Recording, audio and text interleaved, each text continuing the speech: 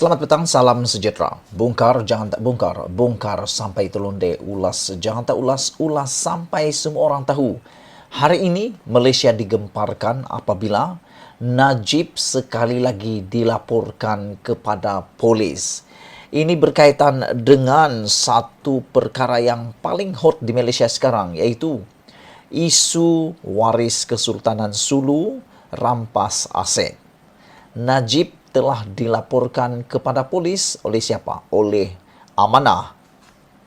Perkara ini berlaku apabila pemuda Amanah membuat laporan polis terhadap Najib Razak mendakwa bekas Perdana Menteri itu telah membuat satu hantaran atau kenyataan yang mengelirukan berhubung isu rampasan dua anak syarikat gergasi minyak Malaysia Petronas yang diperbadankan di Luxembourg oleh waris Kesultanan Sulu. Wow, ini satu isu yang paling besar. Ini satu isu yang tidak boleh kita biarkan. Mesti diulas dengan jitu, dengan tepat dan baik. Isu ini sebenarnya sudah berlarutan sejak bertahun-tahun.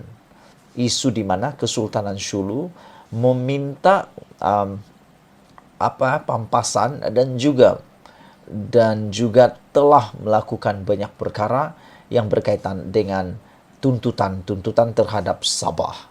Apa yang berlaku dalam ulasan kali ini adalah Amanah melaporkan Najib berkaitan dengan kenyataan yang dibuatnya. Apa yang Najib katakan di dalam hantarannya, Ketua Strategi Pemuda Amanah Amar Tan berkata, laporan telah dibuat mengikut Seksyen 233 Akta Komunikasi dan Multimedia dan Seksyen 499 dan 505 Kanun Keseksaan. Sekiranya siasatan ini dilakukan dan Najib terpaksa membela diri pula di mahkamah, maka Najib akan terlalu sibuk di mahkamah. Turun naik mahkamah. Jadi bila waktu lagi Najib nak berkhidmat di Parlimen Pekan. Isu ini menimbulkan satu lagi perkara yang agak kita kesian kepada Najib. Pemuda Amanah itu mengatakan, kami membuat laporan polis terhadap Najib kerana kenyataan yang dikeluarkannya beberapa hari yang lalu yang menuduh pihak lain dan melepaskan diri pula daripada masalah yang disebabkannya ketika mentadbir negara. Biasalah kan, sudah terlepas daripada tanggungjawab, sekarang menuduh orang pula. Padahal apa yang berlaku sebelum itu, mari kita lihat. Niat kenyataan itu jelas mencetuskan kekeliruan di kalangan rakyat, melemparkan kesalahan dan menjejaskan kerajaan sekarang. Katanya ketika ditemui pemberita di Ibu Pejabat Polis Dang Wangi. Turut menyertainya adalah dua peguam pemuda Amanah, Fadli Umar dan Azri Abdullah. Azri memberikan beberapa perincian laporan polis yang dibuat, termasuk beberapa hantaran yang dibuat Najib dalam Facebook-nya.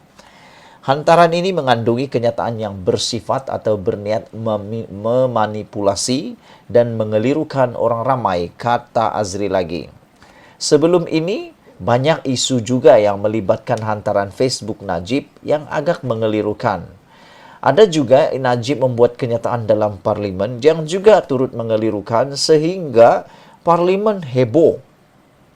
Parlimen heboh tentang isu dalam kenyataan Najib di Parlimen, bukan di Facebook sahaja tapi juga di Parlimen, yang mengatakan bahawa tidak ada satu sen pun wang rakyat digunakan untuk membayar hutang 1MDB. Wah, itu paling hot dalam Parlimen.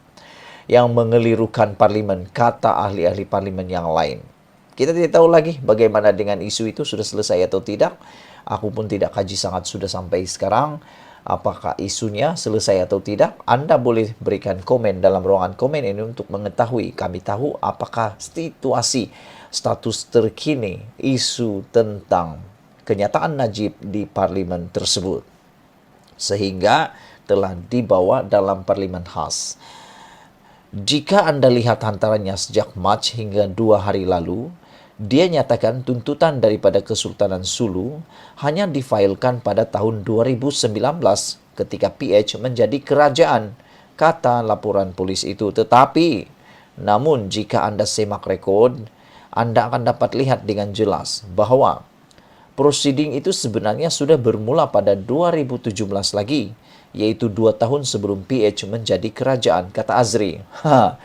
Aku tak tahulah siapa admin kepada FB Najib itu. Adakah Najib betul-betul ataupun ada tentera cybernya atau ada adminnya sendiri. Tetapi mungkin mereka tersilap komen kali ini kerana mungkin mereka lupa menyiasat dokumen-dokumen sebelum ini.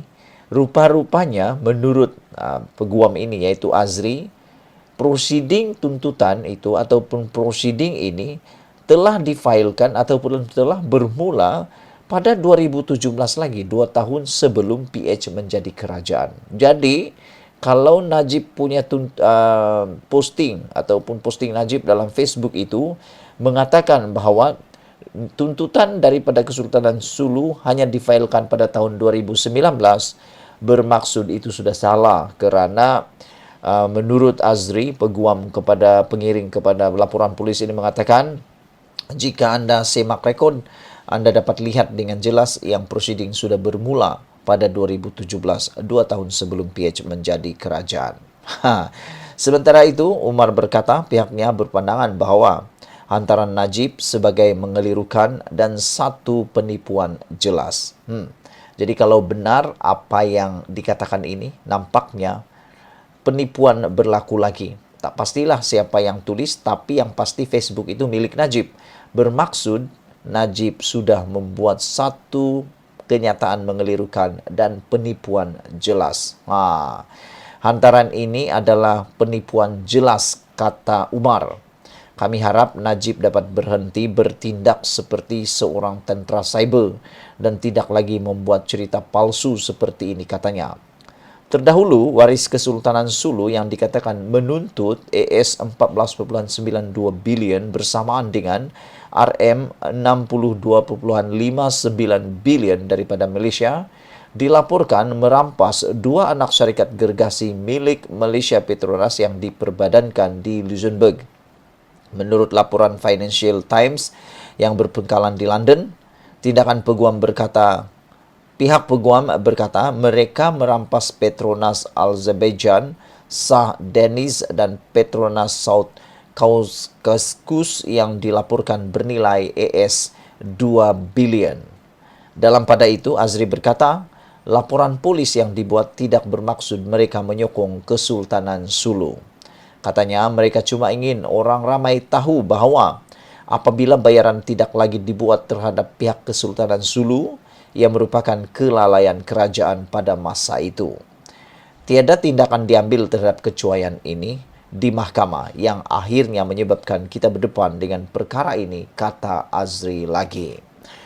Sekian dulu untuk kali ini. Satu lagi masalah besar menimpa Najib, yaitu laporan polis isu warisan Kesultanan Sulu, rampas aset yang dibuat oleh Amanah. Sekian dulu, jangan lupa tinggalkan komen Anda, tekan butang subscribe. Malaysia kita punya, kita juga sama-sama cintai Malaysia. Kita jumpa lagi, bye-bye.